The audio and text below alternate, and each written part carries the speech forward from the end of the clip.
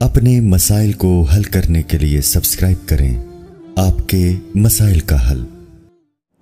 کیا کلونجی میں ہر بیماری کی شفا ہے؟ حدیث میں آتا ہے کہ کلونجی میں ہر بیماری کی شفا ہے۔ اس کا کیا مطلب ہے؟ تشریف فرما دیں محمد تسلیم اختر انڈیا سے۔ دیکھیں، نبی صلی اللہ علیہ وسلم نے ایک اجمالی طور پر بتایا کہ کلونجی میں ہر بیماری کی شفا ہے، لیکن اس کی تفصیل آپ صلی اللہ علیہ وسلم نے نہیں بتائی اور ہمیں بھی معلوم نہیں ہے۔ اب وقتاً فوقتاً حکیم اور ڈاکٹر لوگ بتاتے رہتے ہیں کہ کلونجی کو فلاں بیماری میں اس طرح سے استعمال کیا جائے تو فائدہ ہوگا، تو اس لیے اس بارے میں ڈاکٹروں یا ماہر حکیموں ہی سے رابطہ کیا جائے گا، خود سے نہیں کیا جائے گا کوئی کام۔ اور دوسری بات یہ ہے کہ ہر بیماری سے شفا ہے، لیکن کتنی مقدار میں، کس وقت کھانے میں کون سی بیماری سے شفا ملتی ہے، یہ ضروری نہیں کہ ڈاکٹر یا حکیم کو بھی معلوم ہو۔ تو آپ نے خود سے شروع کر دیا، تو بہت سی چیزیں ابھی تک اس کا ہمیں علم نہیں ہے، تو جن باتوں کا جب پتہ چل جائے گا تو ان چیزوں کو اس طرح سے ہم فالو کریں گے۔ جیسے کلونجی کے بارے میں اگر حکیم یا ڈاکٹروں نے ہمیں بتایا ریسرچ کر کے کہ فلاں بیماری میں اتنی مقدار میں فلاں وقت پہ اگر کلونجی اتنے دن تک کھائی جائے تو بیماری ٹھیک ہونے کا چانس ہے، تو جب کوئی رپورٹ آئے گی تو اس حساب سے آپ کھائیں گے۔ خود سے یہ شروع کر دینا کیونکہ ہر بیماری سے شفا ہے، لہذا کچھ بھی ہو رہا تو کلونجی آپ نے پھانکنا شروع کر دی، آپ کو نہ مقدار کا پتہ، نہ ٹائم کا پتہ، نہ یہ پتہ کہ کس وقت کھانی ہے، تو یہ پھر فائدے کے بجائے الٹا آپ کو نقصان ہو سکتا ہے۔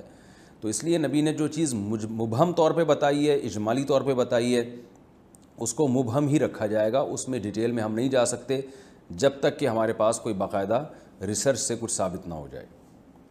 کم کھانے کا معیار کیا ہے؟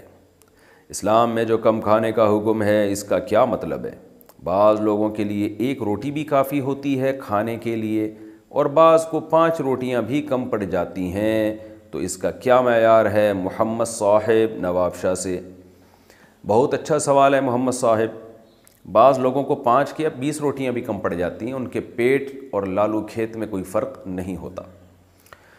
انہوں نے آرڈر پہ دیگیں بنوائی ہوئی ہوتی ہیں اپنے پیٹ میں، تو بہت بڑے بڑے ان کے معدے کے سائز ہوتے ہیں، اور کھا کھا کے انہوں نے اپنے آپ کو عادی بنا دیا ہوتا ہے، تو ایسے غریبوں کے لیے 20 روٹیاں بھی کم ہوتی ہیں۔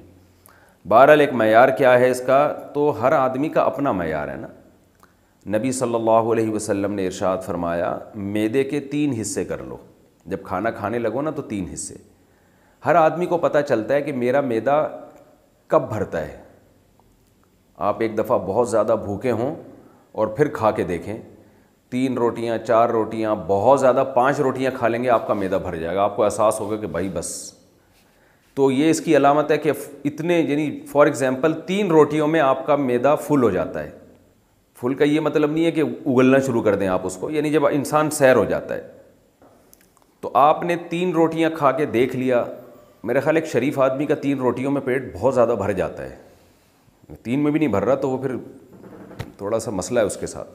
تو 3 روٹیاں آپ نے بھوک کی حالت میں کھا لیں، 3 پراٹھے کھا لیے، فل ہو گئے، تو اٹ مینس کہ آپ 1/3 کھانا چاہیے آپ کو شریعت کی روشنی میں، کیونکہ رسول اللہ صلی اللہ علیہ وسلم نے فرمایا معدے کے 3 حصے کر لو، 1 حصہ کھانے کے لیے، 1 حصہ آپ پانی کے لیے، اور 1 حصہ آپ سانس لینے کے لیے رکھیں۔ اتنا نہ کھائیں کہ سانس لینے میں ٹینشن شروع ہو جائے۔ تو جس آدمی کا پیٹ 3 روٹیوں سے بھرتا ہے تو شریعت کے لحاظ سے ترغیبی امر ہے، یہ کوئی شرعی حکم نہیں ہے، یہ شریعت میں جو ترغیب دی گئی ہے اس کے لحاظ سے اس کو 1 روٹی کھانی چاہیے۔ تو یہ ایک معیار ہے، اب دیکھ لیں آپ میں کتنا تپڑ ہے اس معیار پر عمل کرنے میں۔ تو یہ ہر آدمی کا الگ، ایک آدمی کا 9 روٹیوں میں پیٹ بھرتا ہے تو وہ 3 روٹیاں کھا لیا کرے، ٹھیک ہے نا۔ ایک آدمی کا 18 روٹیوں میں پیٹ بھرتا ہے تو وہ 6 روٹیاں کھا لیا کرے۔ تو ہر ایک کا معیار دوسرے سے مختلف ہے۔ دوسری بات یہ ہے کہ میڈیکل سائنس بھی اس بات کو مانتی ہے کہ جتنا کھانا ہم کھا رہے ہیں نا، اتنا ہماری صحت کے لیے ضروری بہرحال نہیں ہے۔ تو ہم تو اضافی پھوڑ پھاڑ رہے ہوتے ہیں، تبھی آپ دیکھیں نا کتنی بیماریاں ہیں معاشرے میں، کتنی بیماریاں کھانے کی وجہ سے پھیلی ہوئی ہیں۔ تو اس کو کم کریں اور اچھا کھائیں۔ ہم جو آپ بعض دفعہ یہ ہوتا ہے کہ آپ کہہ سکتے ہیں کہ یار میں 1/3 کھا رہا ہوں لیکن مجھے ویکنیس محسوس ہو رہی ہے، کمزور ہو رہا ہوں میں۔ وجہ اس کی یہ کہ آپ کھا تو 1/3 رہے ہیں، کھا کیا رہے ہیں آپ، یہ بھی تو دیکھا جائے گا نا۔ تو اچھی خوراک کھائیں۔ رسول اللہ صلی اللہ علیہ وسلم کی خوراک میں عام طور پر کھجور ہوا کرتی تھی، تو اب آپ ذرا کھا کے دیکھیں، کھجور سے آپ کا پیٹ بھرتا ہے 1 پلیٹ کھجور سے، تو آپ 1/3 کھا لیں، کھجور سے آپ کو انرجی ملے گی، انجیر سے آپ کو انرجی ملے گی، اور بھی اس میں بہت ساری چیزیں ہوتی ہیں، منرلز ہوتے ہیں، آپ تو باڈی کی ریکوائرمنٹ پوری کرتی ہے۔ تو اگر آپ خوراک اچھی نہیں کھا رہے تو پھر 1/3 سے تو آپ کمزور ہونا شروع ہو جائیں گے۔ تو اس لیے اس بارے میں شریعت کی تعلیمات کو بھی دیکھنا چاہیے اور میڈیکل سائنس کو بھی دیکھنا چاہیے، کسی ماہر فزیشین سے مشورہ بھی لینا چاہیے کہ بھائی میری یہ صحت ہے، میرا یہ ویٹ ہے، اور اس کے حساب سے مجھے کتنا کھانا چاہیے، کیا کھانا چاہیے۔ تو اچھی خوراک کھائیں گے تو پھر 1/3 میں گزارا ہوگا آپ کا، اچھی نہیں کھائیں گے تو پھر تو میرے بھائی جائیدادیں بھی کھا جائیں گے، تو پھر بھی کمزور رہیں گے آپ۔ تو اس لیے اس میں شریعت نے تو ایک اصول اور ضابطہ بیان کر دیا، لیکن اس میں اب کسی ماہر فزیشین سے، ڈاکٹر سے بھی مشورہ لینا چاہیے۔ ایسا نہ ہو آپ نے 1/3 کھانا شروع کر دیا اور کھا وہ خوراک رہے ہیں جس سے آپ کی باڈی کی ریکوائرمنٹ پوری نہیں ہو رہی، تو 1/3 میں آپ ویکنیس شروع ہو جائے گی، آپ کو کمزور ہونا شروع ہو جائیں گے آپ۔ پھر اس کا تعلق اس سے بھی ہے کہ کون اپنی انرجی کو یوٹیلائز زیادہ کرتا ہے۔ بعض لوگ دوڑتے ہیں، بھاگتے ہیں، جم جاتے ہیں، تو ان کا 1/3 بھی پھر بہت زیادہ ہوتا ہے، کیونکہ جب آپ جم جاتے ہیں تو آپ کا 3 روٹیوں میں نہیں، پھر 9 روٹیوں میں پیٹ بھرتا ہے آپ کا، تو پھر آپ کے لیے 3 روٹیاں 1/3 ہوں گی، یعنی آٹومیٹیکلی آپ کی خوراک بڑھ جاتی ہے، آپ کی بھوک بڑھ جاتی ہے۔ تو زمانے کے لحاظ سے، حالات کے لحاظ سے، موسم کے لحاظ سے، ایکسرسائز کے لحاظ سے، صحت کے لحاظ سے، ان تمام چیزوں کے لحاظ سے جو حدیث میں 1/3 کھانے کا حکم ہے، یہ 1/3 کی مقدار بڑھتی رہتی ہے لوگوں کی۔ تو خلاصہ یہ نکلا کہ پھوڑا نہ کریں، بس مقصد یہ، جو پھوڑنا پھاڑنا چل رہا ہے نا ہمارے معاشرے میں، یہ بہت خطرناک ہے۔ دوسری ایک اور بات جب آپ نے پوچھی ہے تو میں بتا دوں، ہمارے نبی صلی اللہ علیہ وسلم کی سنت تھی 2 چیزوں کو ملا کے نہیں کھاتے تھے، ایک ہی چیز کھاتے تھے۔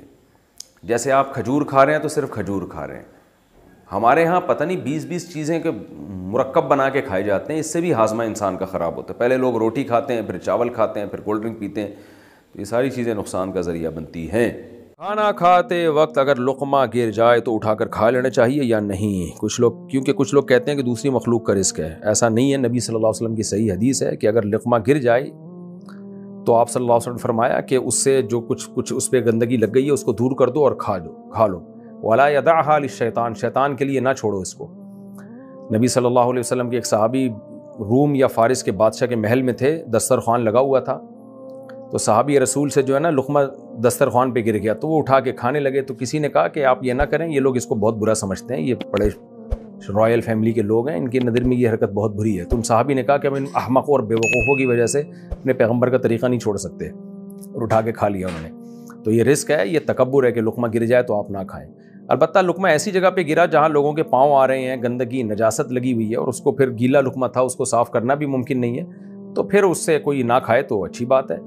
لیکن عام دسترخوان پہ جب لقمہ گرتا ہے جہاں کوئی اس طرح کی گندگی نہیں ہے اور تھوڑی بہت لگ بھی جائے تو اس کو انگلی سے صاف بھی کیا جا سکتا ہو، تو پھر ایسے لقمے کو کھا لینا چاہیے۔ اسے چھوڑ دینا یہ تکبر ہے، اور اللہ کو تکبر پسند نہیں ہے۔